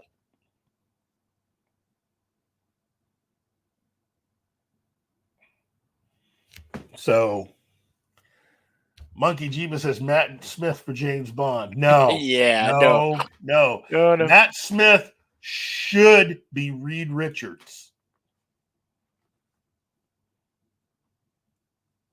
Yeah. He should be Reed Richards. I can buy him as being Reed Richards. I have seen him play a lot of different things. When he's thinking about something, considering something, that's Reed Richards. You can tell by the way his eyes are. You can buy the fact that this is a guy who can think of multiple things at once. You can buy Matt Smith being that guy. You know, he's a planner. You can also see him as the absent-minded guy. You can also see him being someone who could, I mean, just picture him with Vanessa Kirby. That's Reed and Sue. That is Reed and Sue.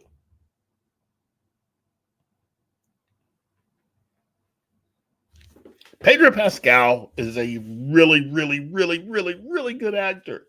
I've seen his movies. I think the world of the dude. He has not shown me anything as far as being able to handle being Reed Richards. And it's not about the physical portions of the part. Being Reed Richards isn't about physicality at all.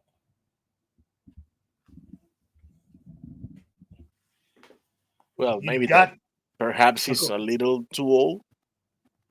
I think he is. Reed was always a little older anyway. But my whole thing is, yeah, Matt Smith, what? You can't make Matt Smith older? I mean, at Matt Smith's current age, you could get 3 movies easily out of him. Dude, I mean, John Krasinski. Didn't want it. He played the part. From what I've heard, he probably could have had it if he wanted it. But he didn't. He doesn't. And they moved on.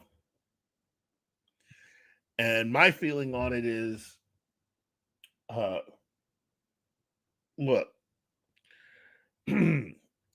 when it comes to Fantastic Four, Kevin Feige stated this was one of the IPs that he really cherished. He was a big, big fan of that.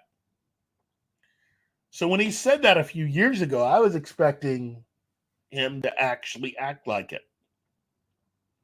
I don't see that with the casting of Pedro Pascal. I don't.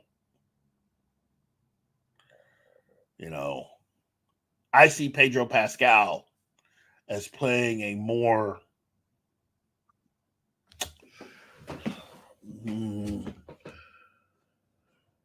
sexier version of the Mole Man.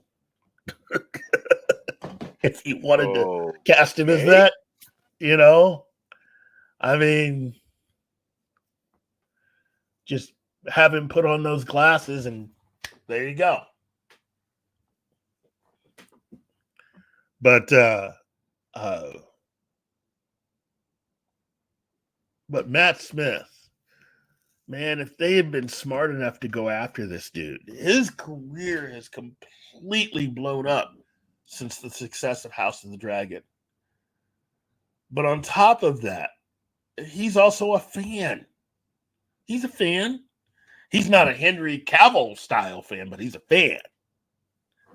You know, he was willing to commit to even making a Sony Marvel film. So it's not like he would never do a comic book movie.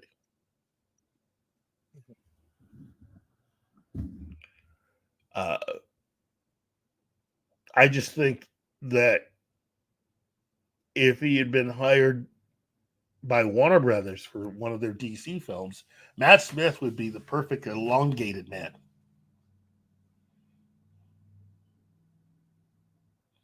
He'd be perfect for that character.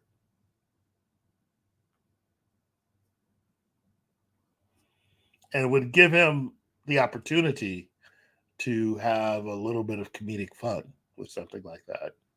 Wolverine 626 says Looney Tunes movie not being released by Warner Brothers. What? Per deadline. Well, Warner Brothers has its own situation going on right now, financially. The loss of the NBA contract has cost them a lot and may wind up having them in a $9 billion deficit. Wow. And because Bill Hader, no. Why did I not think of that? Monkey Jeebus, look at you. Bring it. You are so right.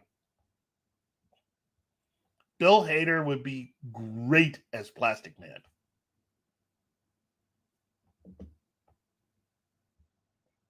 AKA the most dangerous character in DC.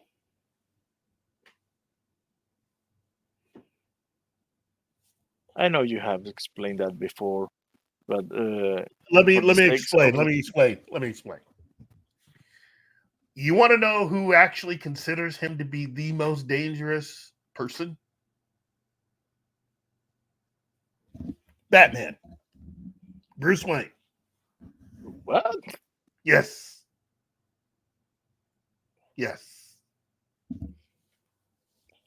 Batman considers Plastic Man to be the most dangerous person. Why? Because Eel O'Brien is his name.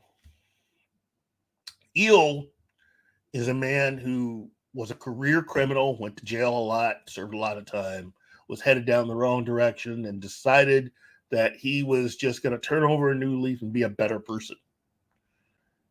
His comedic quips and sayings are really emblematic of somebody who's really, that was always a part of who he was, the way he sees the world. But here's the thing. His power as Plastic Man, unlike Elongated Man, unlike even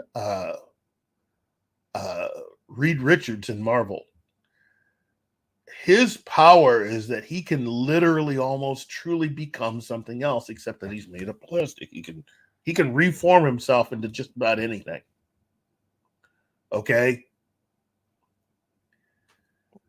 To Batman, that makes him the most dangerous person, because if he ever decided that he was no longer going to be bound by the rules of law, he could become anything.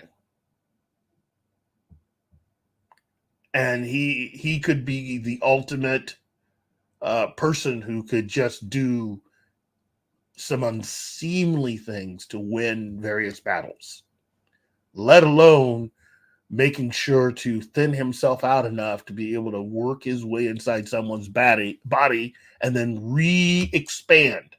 That's the other thing about his plastic powers. He also has the ability of changing his actual weight. He can thin himself out enough.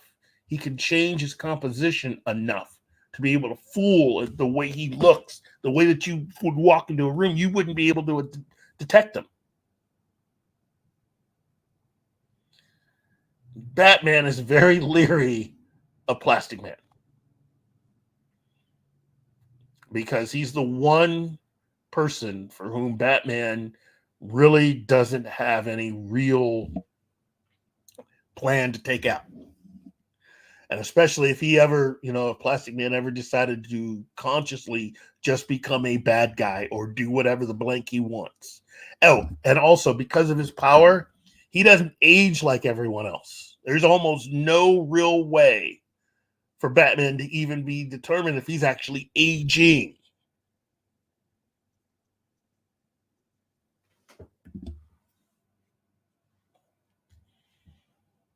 There you go. Oh. That should answer your question. Okay. Okay, we have more information about the Looney Tunes Let's movie. see. Wolverine 626 says it's getting released by Ketchup Entertainment, the same company distributor for the new Hellboy movie. Wow. So they're making a Plastic Man film. That's cool. No, Looney Tunes. Oh, Looney Tunes. Okay. Yeah, it's monkey sheep, but that applies to every character. Yeah, that does. That does. The thing that, again, if you look at Matt Smith and you look at Pedro Pascal, you could buy Matt Smith as being someone who's so smart, whose mind is so occupied that he could ignore having a wife that looked like Vanessa Kirby. You look at Pedro Pascal, I could not buy him as someone who could let it slip his mind that he's married to someone like Vanessa Kirby. Not buying it. Not buying it. I mean, Pedro seems like the kind of guy who would be very aware that he had a wife that looked like Vanessa Kirby and would make sure that he took advantage of that every chance he got.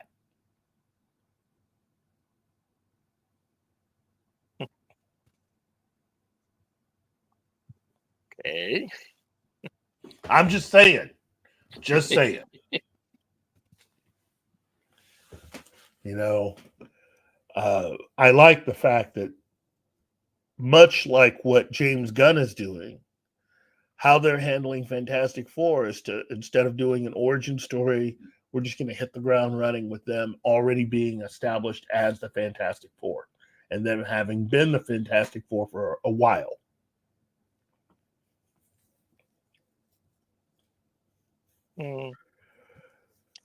Let's see how they manage that.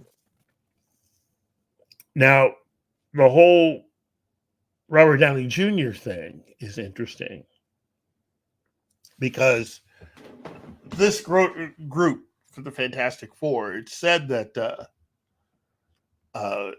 that Robert Downey Jr. might be looking at having an in-credit cameo for that film. And that's the only other thing about Pedro Pascal. I mean, he looks like he and Robert Downey Jr. could be around the same age, you know. I don't know. It's on the one hand, it's great having Robert Downey Jr. back, but on the other hand, it's definitely a sign that Marvel Studios is desperate. Yeah, it's very desperate. Monkey Jeebus. Most of that stuff is from the Injustice comic. Oh, DC should push Challengers of the Unknown to blank on Marvel's Fantastic Four release. You know what?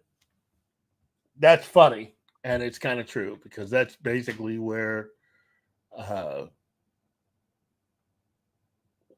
Stan Lee and Jack Kirby got the idea for Fantastic Four. It's just Challengers of the Unknown. So, but they've already cast Frank Grillo in a completely different role. I always thought that Frank Grillo should have played the leader of the Challengers, Rocky, but now they got him for something different.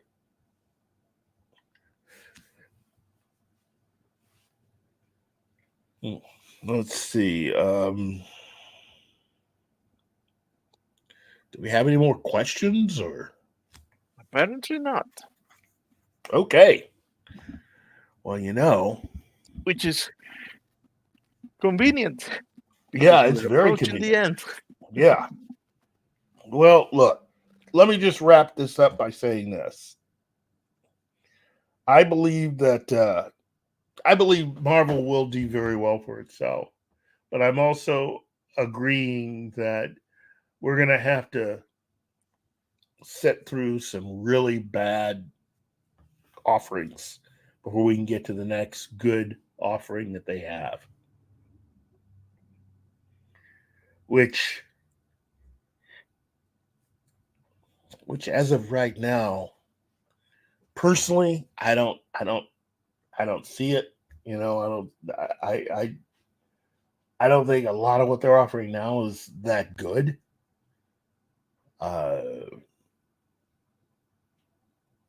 Yeah. I don't see it. I don't see it. I'm sorry. I wish it did. I wish I was a little more optimistic, I should say. Cam. Warner is in serious financial straits. The loss of the NBA is the last nail in their coffin. Yes, this is a company that's never really been without another company that had a lot of money attached to them. But let me also point this out. Okay. This isn't just a Warner Brothers problem. Everybody's having problems. Everybody. Thus, why it was so important for Skydance to take over Paramount. Because without that, Paramount was in trouble. Really, Paramount CBS.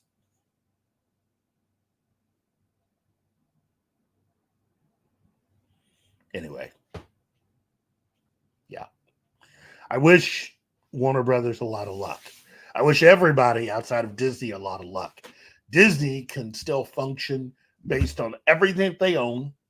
They have the parks to fall back on. They have all of the cruise ships, all of their vacation related stuff, all that stuff. They're making money. They're always going to make money. Okay. They're good. But yeah.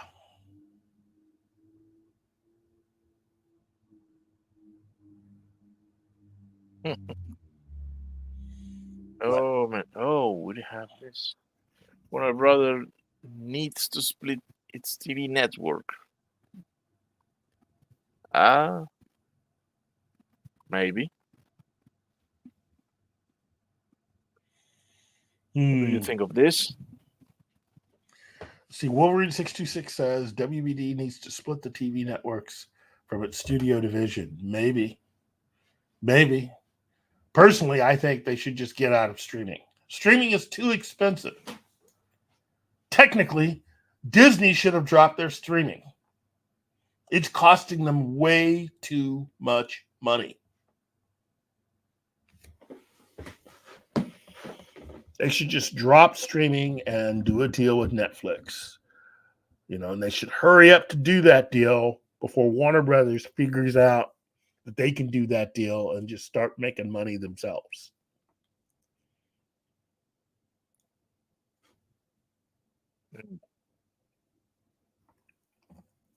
Probably. Yeah. Well, I mean, the seams are starting to show. So, anyway. Oh, wow. Good show today. Yes. Well, our dear viewers, we are wrapping this up, but not without inviting you for tonight at 9 p.m. Central to watch our monthly special of 80s Fright, in which we talk about classics horror movies from the 80s with Greg from Fanzine and, of course, Nadia. And Keith, do you have anything else to say to our audience? Let's see.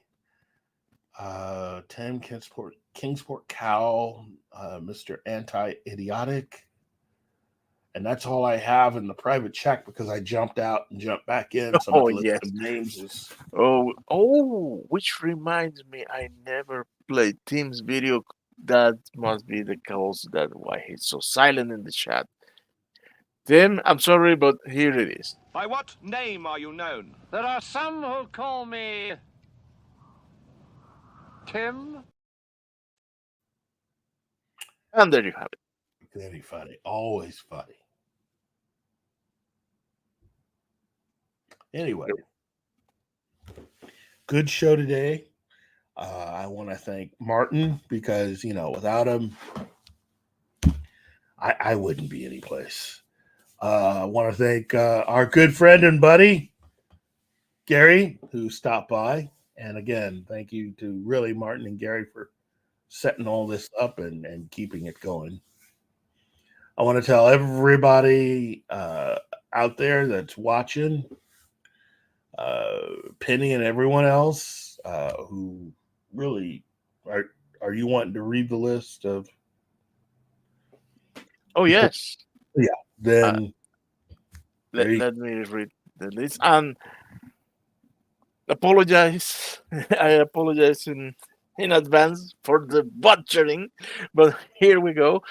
Thank you. We had Josh Cole, Devot Martin, Adega Outlaw, Mrs. A, Wolverine 626, Shenatsky, Andy Morrow, Quantum Age Comics, Monkey Jeebus, Penny, Sax, Cam's Crash Courses, Anima Confusa, Mr. Anti-Idiotic, King's Porcal, and Tim. Yeah. Okay. So, Wow. would you want to say our farewell, kid? Yeah. Look, San Diego, I've been saying it since we've been doing the show. It's always going to be important. Have we seen the last of the San Diego Comic-Con? Maybe. Comic-Con, no. Comic-Con in San Diego? Maybe. I hope that a deal can be reached with all the hotels in the area, but if not, have no fear because Las Vegas wants this event. They do. So I'm telling all you fans right now, if you haven't been in a few years, San Diego, if you are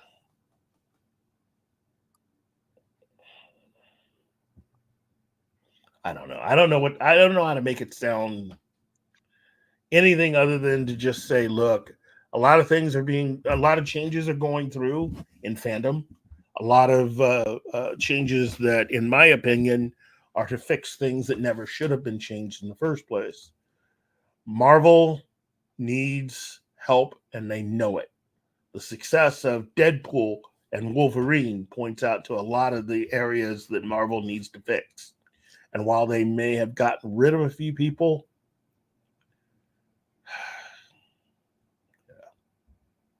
anyway, thank you, Martin. No, thank you. Thank you to all of you out there for tuning in on this fine Thursday. So on behalf of myself, Martin, Gary, and the rest of our incredible crew here at Pop Culture Media, I am Keith, the Keith part of Morning Coffee with Keith. Have a very, very good day. See ya.